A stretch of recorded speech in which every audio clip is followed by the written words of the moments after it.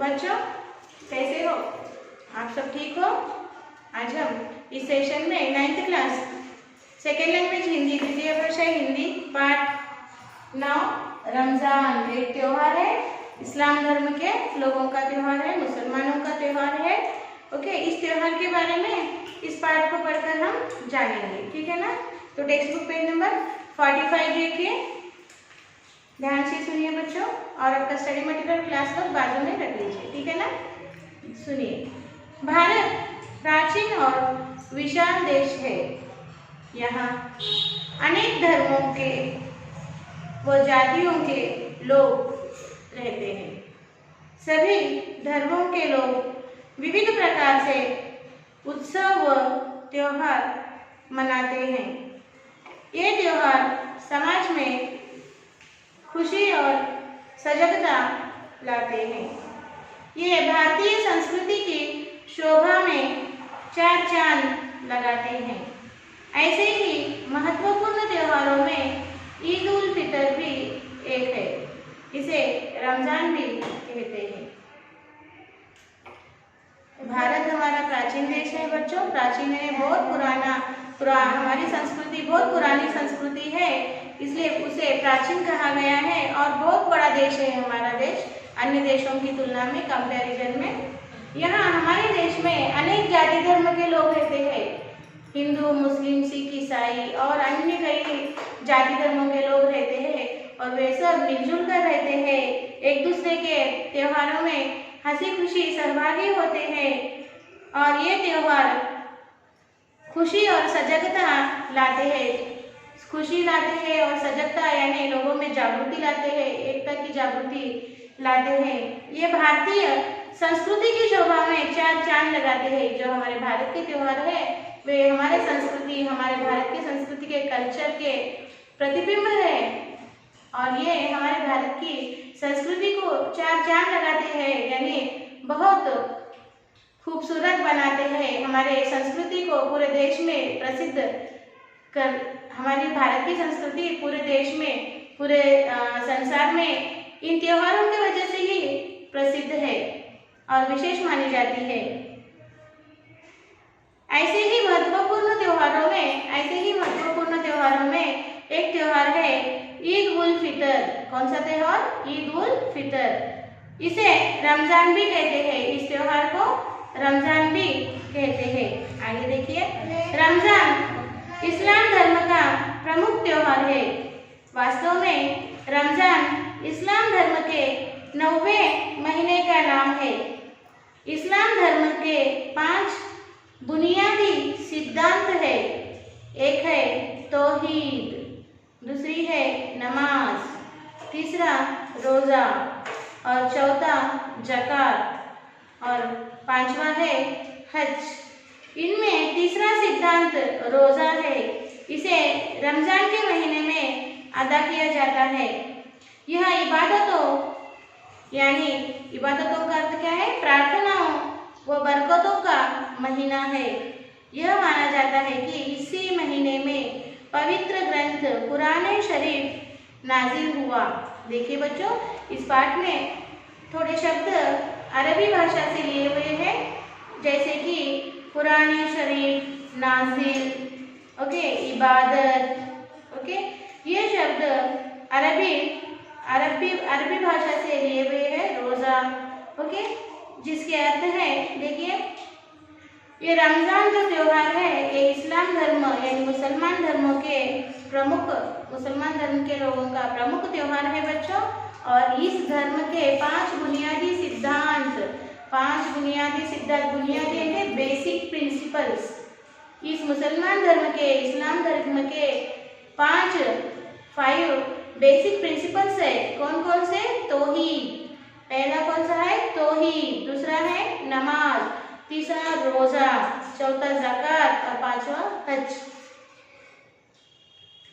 इस त्योहार में तीसरा सिद्धांत रोजा है।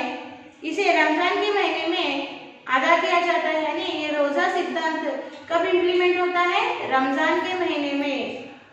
इस्लाम के जो महीने हैं, ओके, उस महीने में के रमजान जो 9वां महीना है रमजान, इस महीने में यह सिद्धांत ओके अदा किया जाता है, यानी रोजे रखे जाते हैं, इबादतें यानी प्रार्थना किए जाते हैं।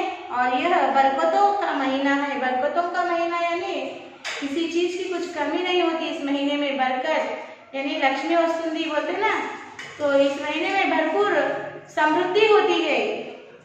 यह माना जाता है कि इस महीने में पवित्र ग्रंथ, इस मुसलमानों का जो पवित्र ग्रंथ है, धर्म ग्रंथ कुरान शरीफ इसी महीने में नाजिल हुआ, यानी इसी महीने में वो स्वर्ग से आकाश से धरती पर उतारा गया और हम इंसानों को उसकी जानकारी मिली, ऐसे कहा जाता है। आगे देखिए, इस्लामी महीना चांद के निकलने से शुरू होता है। इस्लामी महीना चांद के निकलने से शुरू होता है। रमजान का चांद निकलने पर इसकी सूचना विविध प्रकार से दी जाती है। रमजान मास की सूचना मिलते ही मुसलमान भाई रोजों की तैयारियों में लग जाते हैं और रमजान के महीने भर रोजे रखते हैं। रोजा यानी उपवास है। रोजा रखने के लिए सूर्योदय से लगभग 1.5 घंटा पहले आहार लिया जाता है। इसे सहरी कहते हैं। सहरी के बाद से उपवास आरंभ होता है। उपवास में पानी तक पीना मना है। इस तरह रोजा रखकर दैनिक कार्य करते हुए मन को अल्लाह की इबादत में लगाना रमजान का मुख्य उद्देश्य है। देखिए, इस्लामी महीना यानी ये जो इस्लामी महीना है, हिजरी बोलते हैं उसको, इस महीने में चांद निकलने से शुरू होता है। ओके, ये इस्लामी महीना रमजान जो है ये इस्लामी महीना है। यह महीना चांद के उदय से यानी चांद के निकलने से शुरू होता है और जब रमजान का चांद निकलता है विविध प्रकार से सायरन बजाकर अलग अलग अनाउंसमेंट करके इसकी सूचना उस धर्म के लोगों को दी जाती है। रमजान मास यानी महीना, रमजान महीना की सूचना मिलते ही मुसलमान भाई रोजों की तैयारी यानी फास्टिंग की तैयारी में लग जाते हैं और रमजान महीने भर रोजे रखते हैं। पूरा रमजान महीना रोजे रखते हैं। रोजे का अर्थ क्या है? उपवास, फास्टिंग। सुबह से शाम तक सूर्योदय से लगभग 1.5 घंटा पहले आहार लिया जाता है। सूर्योदय होने से 1.5 घंटा 1.5 आवर पहले आहार यानी खाना खाया जाता है और इसे क्या कहते हैं? सहरी कहते हैं। सहरी के बाद से ही उपवास आरंभ होता है। उपवास में पानी तक पीना मना है। इस तरह रोजा रखकर दैनिक कार्य करते हुए मन को अल्लाह की इबादत में लगाना रमजान का मुख्य उद्देश्य है। देखो बच्चों, सूर्योदय यानी सनराइज के बिफोर 1.5 आवर बिफोर खाना खाकर उपवास की शुरुआत यानी रोजे की शुरुआत की जाती है, उसे सहरी कहते हैं। और दिन भर पानी बगैर पिए और रोज का काम उसी तरह करते हुए अल्लाह यानी भगवान परमेश्वर की इबादत में मन लगाकर प्रेयर करते हैं। रमजान का मुख्य उद्देश्य है, यही रमजान का मुख्य उद्देश्य है।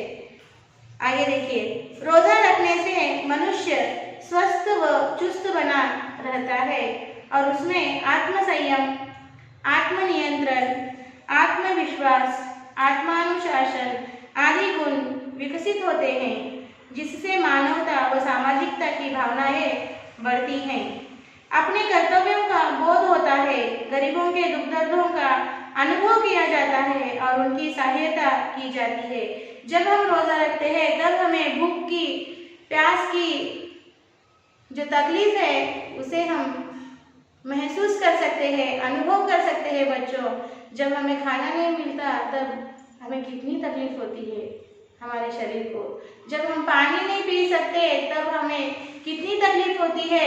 इस तरह रोजा रखकर हमें दूसरों के दुख दर्दों का, गरीबों के दुख दर्दों का हमें पता चलता है, महसूस होता है हमें। इसीलिए रोजा रखने के लिए इस इस्लाम धर्म में कहा गया है, ताकि इसी कारण हमारे अंदर आत्मविश्वास बढ़ता है, आत्मनियंत्रण यानी सेल्फ कंट्रोल बढ़ता है, पंच इंद्रियों पर हमारा नियंत्रण यानी कंट्रोल रहता है और इसी तरह मनुष्य अपने आप को परिपूर्ण बना सकता है। रोजा सूर्यास्त के साथ ही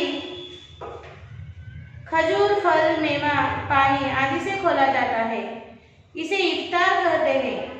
कई स्थानों पर इफ्तार की दावत भी रखी जाती है जिससे भाईचारे का विकास होता है। रमजान में 5 फर्ज नमाजों के साथ साथ विशेष नमाज तरावी होती है। इसमें मुख्य रूप से कुरान शरीफ का संपूर्ण पाठ पठन किया जाता है।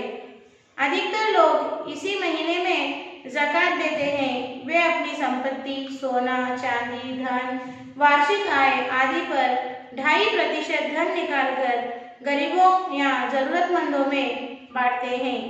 इस तरह किया जाने वाला दान ही ज़कात कहलाता है। इसके साथ साथ ईद की नमाज से पहले फितरा यानी दान भी देना जरूरी है।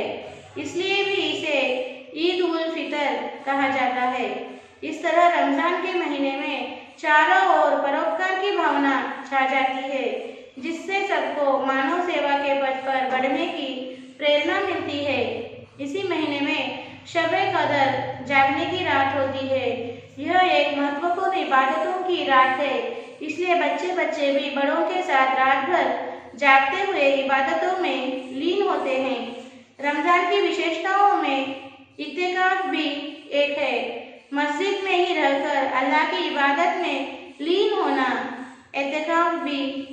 एतेकाफ है। इस महीने में विशेष रूप से दुआएं मांगी जाती हैं जिनमें विश्व कल्याण की भावना होती है। देखिए रमजान के महीने में क्या क्या किया जाता है। पहले तो रोजा रखते हैं, सुबह में उसे सहरी कहा जाता है। फिर सूर्यास्त के साथ खजूर और मेवा मिठाई खाकर रोजा यानी उपवास खोला जाता है, उसे इफ्तार कहते हैं। और इफ्तार की बड़ी बड़ी दावतें, इनविटेशन भी दिए जाते हैं। और रात में नमाज रमजान के महीने में 5 टाइम्स की फर्ज नमाज होती है और इसमें एक स्पेशल नमाज होती है जिसे तरावी कहते हैं। और इस महीने में मुख्य रूप से कुरान शरीफ का संपूर्ण पाठ यानी कुरान शरीफ संपूर्ण पढ़ा जाता है। और ज़्यादातर लोग इस महीने में ज़कात देते हैं यानी अपनी संपत्ति, सोना, चांदी, धन और वार्षिक यानी एनुअल इनकम के ऊपर 2.5% यानी 2.5% धन निकालकर उसे गरीबों में बांटा जाता है, उसे ज़कात कहते हैं। इस तरह किया जाने वाला दान ही ज़कात है। इसके साथ साथ फितरा यानी दान भी किया जाता है। अपने अपने स्टेटस के हिसाब से ये दान दिया जाता है। और इस महीने में शब-ए कदर नाम की एक जगने की रात आती है। इस दिन बच्चे अपने बड़े लोगों के साथ जगकर सारी रात प्रेयर्स करते हैं, इबादत करते हैं और दुआ मांगते हैं। और इत्तेकाफ भी एक है। इस महीने में इत्तेकाफ एक विशेषता है। इत्तेकाफ यानी मस्जिद में ही रहकर स्पेशल प्रेयर्स किए जाते हैं और दुआएं मांगी जाती हैं, उसे इत्तेकाफ कहते हैं। इस त्योहार में विश्व कल्याण की भावना होती है बच्चों। त्योहारों से विश्व कल्याण की भावना प्रकट होती है और देश में एकता बनाई रहती है। आगे देखिए, रमजान के रोजे पूरे होते ही अगले दिन ईद उल फितर मनाते हैं। यह शव्वाल के महीने का पहला दिन होता है।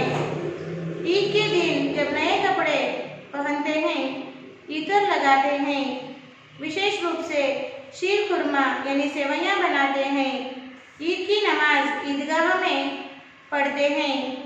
नमाज में छोटे बड़े, अमीर गरीब सब एक साथ मिलकर पंक्तियों में खड़े होते हैं। यह दृश्य देखने लायक होता है। नमाज होने के बाद गले मिलते हुए ईद मुबारक कहते हैं। इस खुशी में विविध धर्मों के लोग भी भाग लेते हैं और ईद की शुभकामनाएं देते हैं।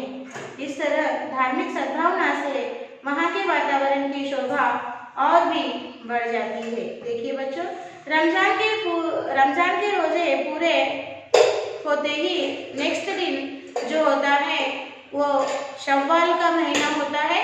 महीने का नाम है Shawwal, month name is Shawwal. On the first day of Shawwal month Muslims are celebrating the Eid. Okay, तो इस शव्वाल के पहले दिन ही ईद उल फितर यानी ईद मनाई जाती है। सब लोग नए कपड़े पहनते हैं, शीर खुरमा यानी सेवइयाँ बनाते हैं, ईद की नमाज ईदगाह में यानी ईदगाह में पढ़ते हैं, स्पेशल जगह में पढ़ते हैं। नमाज में छोटे बड़े अमीर गरीब सब लोग एक साथ मिलकर एक लाइन पंक्ति यानी एक लाइन में खड़े होकर नमाज पढ़ते हैं। यह दृश्य देखने लायक है। नमाज होने के बाद गले मिलते हुए मुबारकबाद देते हैं। इस खुशी में विविध धर्मों के लोग भी भाग लेते हैं, ईद की शुभकामनाएं देते हैं। इस तरह लोगों में धार्मिक सद्भावना का वातावरण और उसकी शोभा और भी बढ़ जाती है। आगे देखिए, रमजान पर्व का सामाजिक दृष्टि से भी महत्व है। व्यापार में भी वृद्धि होती है, कई व्यवसाय वालों को जीविका मिलती है। यह त्योहार शांति, अहिंसा, त्याग, परोपकार, न्याय, धर्म आदि गुणों का विकास करता है और हमें मानवता के पथ पर बढ़ने की प्रेरणा देता है। उपवासों का यह पावन पर्व हमें सद्भावना के सूत्र में बांधकर मानव कल्याण का संदेश देता है। देखिए बच्चों, रमजान का पर्व सामाजिक दृष्टि से महत्व है। रमजान का जो पर्व है, रमजान का जो त्योहार है, इसका सामाजिक दृष्टि से बहुत भी बड़ा महत्व है। व्यापार में वृद्धि होती है, हमारे व्यापार में डेवलपमेंट होती है। कई व्यवसाय वालों को, कई काम वालों को जीविका यानी काम मिलता है। यह त्योहार शांति, अहिंसा, त्याग, परोपकार, न्याय, धर्म आदि गुणों का विकास यानी डेवलपमेंट करता है और हमें मानवता यानी मानवता के पथ पर बढ़ने की प्रेरणा यानी इंस्पिरेशन देता है। उपवासों का यह पावन पर्व हमें सद्भावना के सूत्र में बांधे रखता है।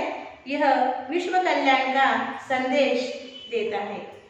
इस तरह से इस्लाम धर्म के लोग यह त्योहार बड़े ही धूमधाम से खुशी से मनाते हैं। बच्चों, यहाँ पर हमने इस पाठ को समाप्त कर दिया है। आशा करती हूँ आपको समझ में आ गया होगा। अब आपको इस पाठ का एक बार साइलेंट वाचन करना है, फिर हम इस पाठ के अगले भाग के बारे में चर्चा करेंगे।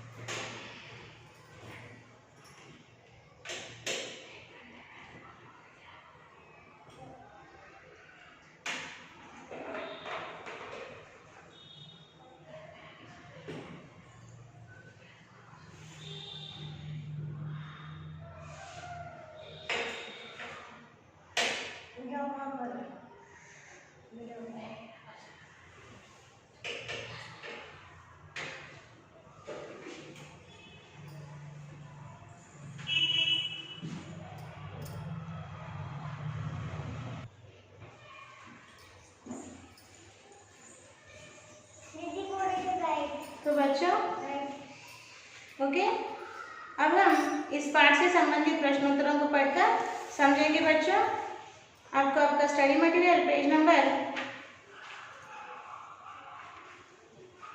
162 को लिए। बच्चों देखिए, अर्थग्राह्यता और प्रतिक्रिया के प्रश्न।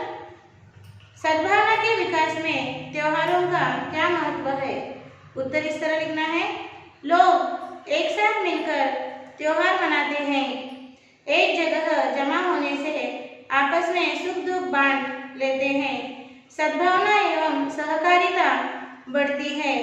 इस प्रकार के विकास में त्योहारों का बड़ा महत्व है। इस तरह से उत्तर दिया है। बच्चों, आपको पढ़ना है और पढ़कर समझकर अपने शब्दों में लिखने का प्रयास करना है। बच्चों, ठीक है ना? आगे का प्रश्न देखिए, त्योहार मनाने में बच्चों की खुशियाँ कैसी होती है? उत्तर लिखिए। त्योहार मनाने में बच्चों की खुशियाँ असीमित होती हैं। वे गुब्बारों, अलंकृत चीज़ों आदि से खेलते हैं, पतंग उड़ाते हैं, दिल्लगी उड़ाते हैं, कहानियाँ सुनाते हैं और सुनते हैं, कुछ पात्रों का अभिनय या अनुकरण करते हैं, खेलते कूदते हैं। इस प्रकार त्योहार मनाने में बच्चों की खुशियाँ विविध रूपों में होती हैं। तो इस तरह से इस प्रश्न का उत्तर लिखिए बच्चों। और थर्ड क्वेश्चन है, मानव सेवा ही माधव सेवा है, इस पर अपने विचार व्यक्त कीजिए। तो उत्तर इस तरह लिखना है, मानव सेवा ही माधव सेवा है। यह कोई आम आदमी या साधारण व्यक्ति से कहा गया वचन नहीं है, साक्षात भगवान श्री नारायण से कथित वचन है। मानव सदा स्वाभाविक रूप से चाहता है कि उसका जीवन तंदुरुस्त, सुखदायक, आनंदप्रद हो, किसी प्रकार का दुख न प्राप्त हो। मानव का धर्म है कि उसी की तरह औरों को भी सुख शुभ चाहे। प्रत्येक जीव का धर्म है कि अपने अंदर की ओर बयान को दूसरों को सिखावे और उनमें आचरण कराए। नदियाँ अपना पानी आप नहीं पीती, वृक्ष अपने फल आप नहीं खाते, मेघ अपना जल अपने साथ नहीं रखते, नहीं प्रकृति के सभी प्राणी परोपकार के लिए जीवन चलाते हैं। दूसरों को देना या मालूम कराना दुनिया के सभी कर्म में महान है। दूसरों गाय परोपकार के लिए ही दूध देती है, यह शरीर परोपकार करने के लिए ही है। आत्मशक्ति और जीवन का सच्चा आनंद दूसरों की सेवा से ही प्राप्त होता है। परोपकार की मधुर गोद में ही मानव समाज फलता फूलता है। निस्वार्थ भाव से, निरभिमानता से ही हमें परोपकार के कार्यों में लगना चाहिए, क्योंकि मानव सेवा ही माधव सेवा है। इस तरह से इस प्रश्न का उत्तर आपके स्टडी मटेरियल में दिया है बच्चों। आपको पढ़ना है और समझकर लिखना है अपने शब्दों में। और देखिए अगला प्रश्न है, रमजान का त्योहार विश्व कल्याण की भावना को बढ़ाने में सहायक है, कैसे? उत्तर देखिए, रमजान संसार का एक प्रमुख त्योहार है। लोग इस महीने में उपवास रखकर प्रार्थना करते हैं। लोग इस महीने में ज़कात देते हैं, मस्जिदों में रहकर अल्लाह की प्रार्थना करते हैं। रमजान की विशेषताओं में एतिकाफ एक है। लोग पूर्णतः मस्जिदों में रहकर अल्लाह की प्रार्थना करने को एतिकाफ कहते हैं। लोग भगवान से दुआएं मांगते हैं, जिनमें विश्व कल्याण की भावनाएं होती है। इस प्रकार यह त्योहार विश्व कल्याण की भावना को बढ़ाने में सहायक है।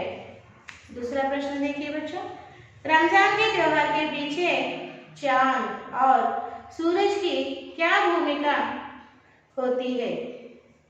उत्तर देखिए, इस्लाम धर्म का पवित्र त्योहार है। इस महीने में रमजान इस्लाम धर्म का पवित्र त्योहार है। इस महीने में लोग उपवास रखते हैं, मस्जिदों में प्रार्थना करते हैं। रमजान महीने के प्रारंभ में चांद देखकर उपवास शुरू करते हैं। 30 दिन उपवास पूरा होने के बाद चांद देखकर ईद मनाते हैं। लोग सूर्योदय के पहले से सूर्यास्त तक रोजा रखते हैं। प्रातःकाल सूर्योदय के पहले रोजा खोलते हैं। शाम को सूर्यास्त के बाद रोजा समाप्त करते हैं।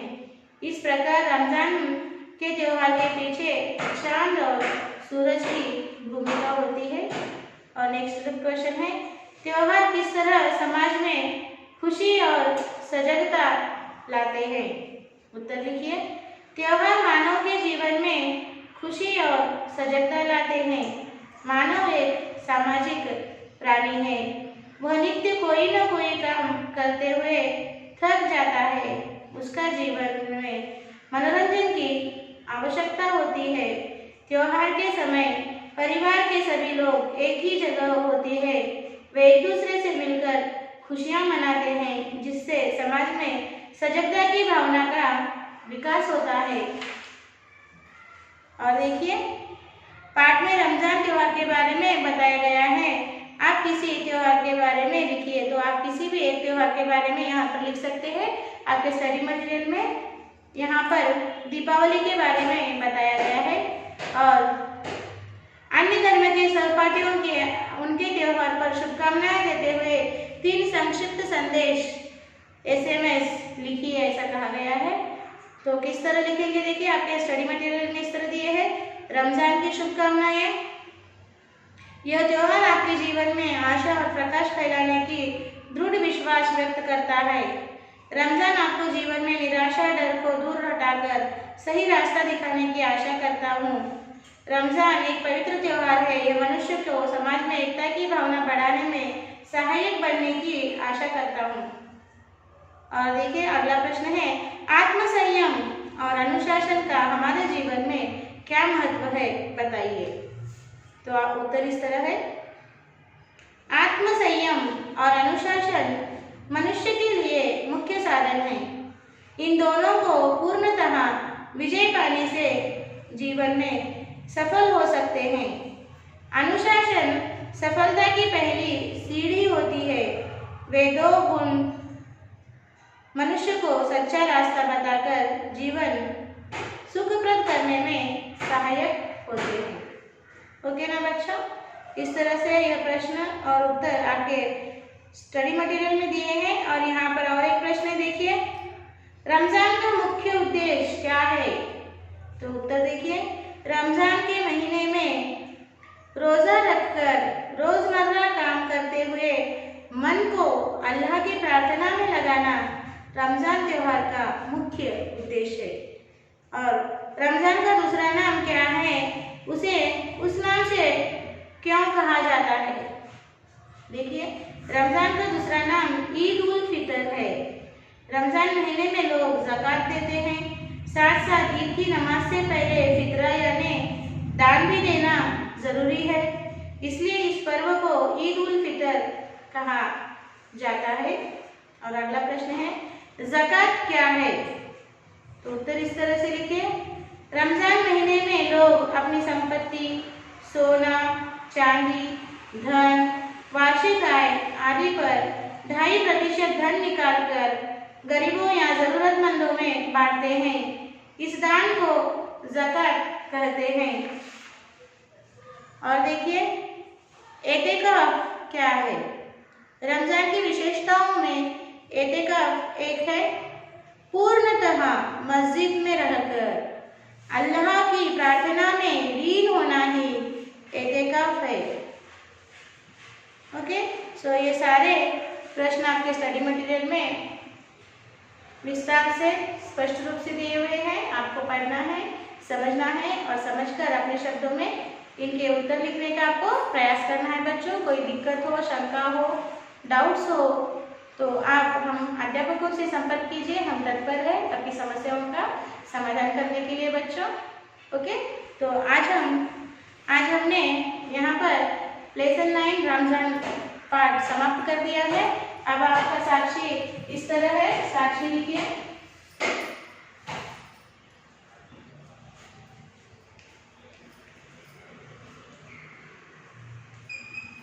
Subject Hindi, second language, class 9th class, और HW learn and write all question and answers from lesson 9 in HW 1 time। और यहाँ पर आपको PS लेना है और यहाँ पर पेरेंट्स साइन लेना है और यहाँ पर टीचर्स स्कूल शुरू होने के बाद आपको साइन देंगे बच्चों, ठीक है ना।